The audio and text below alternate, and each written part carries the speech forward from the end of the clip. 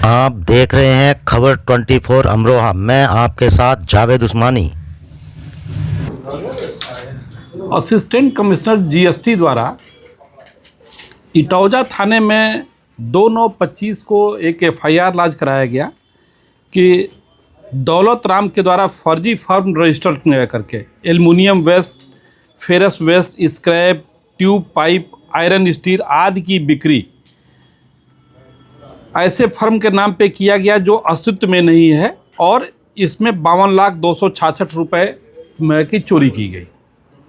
इस संबंध में विवेचना शुरू हुआ, जिसमें साइबर सेल से, सर्विलांस सेल से टीमों को लगाया गया तो पाया गया कि एक बहुत बड़ा ये गिरोह है जो फर्जी तरीके से फर्में बना करके और व्यापारिक गतिविधियां संचालित करना दिखाया जा रहा है और बड़े पैमाने पे जीएसटी की चोरी की जा रही है। गिरोह के द्वारा कुछ छोटे लोगों को, जिनको पूरी तरह से जानकारी नहीं है, ऐसे लोगों को कुछ पैसा दे करके 10-20 हज़ार, 30 हज़ार, 40 हज़ार, अलग अलग अमाउंट, कभी किसी को 50 हज़ार दे करके और उनका पैन, बैंक खाता, मोबाइल नंबर आदि दस्तावेज प्राप्त करते थे। फर्जी किरायानामा इनका जीएसटी फर्म का कराया जाता था और बोगस आईटीसी बेच करके जीएसटी चोरी में किया जाता था। तो ऐसे लोगों को चिन्हित करके और फिर जब टीमों ने काम करना शुरू किया तो पाया गया कि इस अभियोग में लगभग 2.25 करोड़ की जीएसटी की चोरी की गई है। इस संबंध में कुल 4 इसमें जो अभियुक्त जो गिरफ्तार हुए हैं, 4 गिरफ्तार हुए हैं। एक तो तबस्सुम है और दूसरा प्रशांत बेंजवाल है, तीसरा सुमित सौरभ है, चौथा दौलत राम है।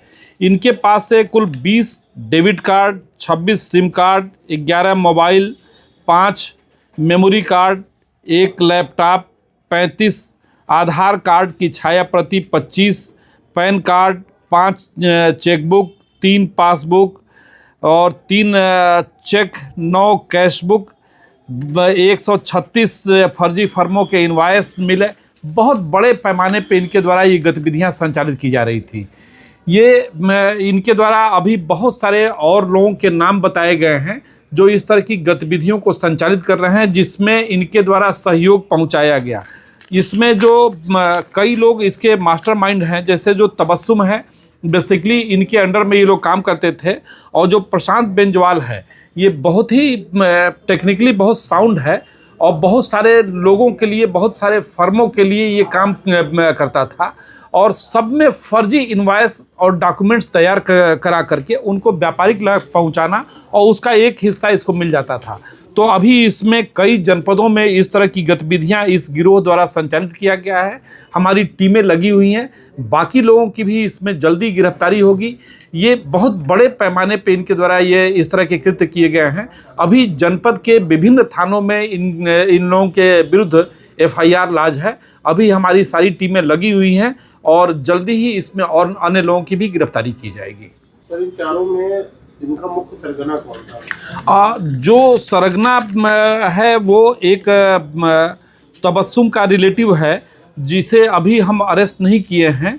वो मिल नहीं पाया है, उसकी अभी तलाश चल रही है और उसके सहयोग में तबस्सुम रहती थी और प्रशांत बेंजवाल इन लोगों का वो था जो ये सारी चीज़ों में टेक्निकली इनकी मदद करता था। इसके सिवा किसी गंभीर धाराओं में मुकदमे इनके ऊपर रहे? इनमें अब जब देखा गया कि कई जनपदों में एफआईआर लॉन्च है, इस गिरोह के खिलाफ कई जनपदों में एफआईआर लॉन्च है।